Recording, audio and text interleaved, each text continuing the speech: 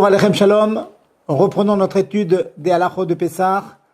Étudions aujourd'hui le din du Ta'anit Bechorot, du jeûne des premiers-nés. Vous savez que les premiers-nés égyptiens ont été frappés la veille de la sortie d'Égypte et Baruch Hashem, les premiers-nés Yehudim, juifs, ont été épargnés.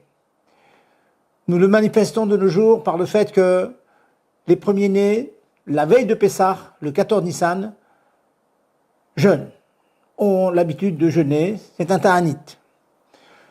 Souvent, pour ne pas aborder la fête de Pessah après un jour de ta'anit qui est bien fatigant, l'habitude c'est d'écouter à la synagogue le siyum d'une masechet, le fait de finir, de terminer un traité talmudique, et lorsqu'on y assiste, eh bien, on peut manger et nous sommes exemptés de ce ta'anit. Sinon, il faudra aller jusqu'au bout et puis commencer le seder pour commencer à manger. Quels sont les bechorot, quels sont les premiers-nés qui sont tenus de jeûner? Eh bien, ce sont ceux qui sont bechor, qui sont premiers-nés du père ou de la mère. J'explique. Du père. Cela veut dire que celui qui a le mérite d'hériter en tant que bechor.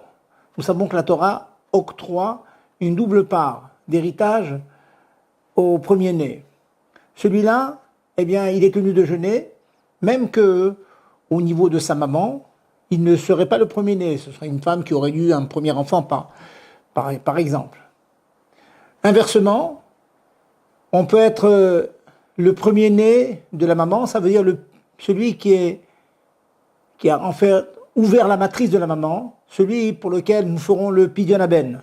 Ça peut ne pas être le premier-né du papa, qui aurait pu avoir un enfant par une première femme, mais qui sera le premier-né de la maman parce qu'il est le Peter Echem, il est celui qui aura ouvert la matrice de la maman, et donc il faudra faire pour lui le pidyon haben, le rachat du premier-né. Ces deux bechor, eh bien, ils sont tenus de jeûner. Par contre, une personne qui, par exemple, aurait un grand frère qui, Chad Shalom, serait décédé, même que maintenant c'est le grand frère, parce qu'il n'en a pas plus âgé que lui, eh bien, il est exempté de ce ta'anit. Donc, bon courage au Bechorot. Je vous conseille vivement de courir derrière un siyum, derrière la fin d'une étude, d'une masechet, parce qu'il vaut mieux aborder Pessah en forme après avoir quand même mangé quelque chose la veille de Pessah. Bon courage.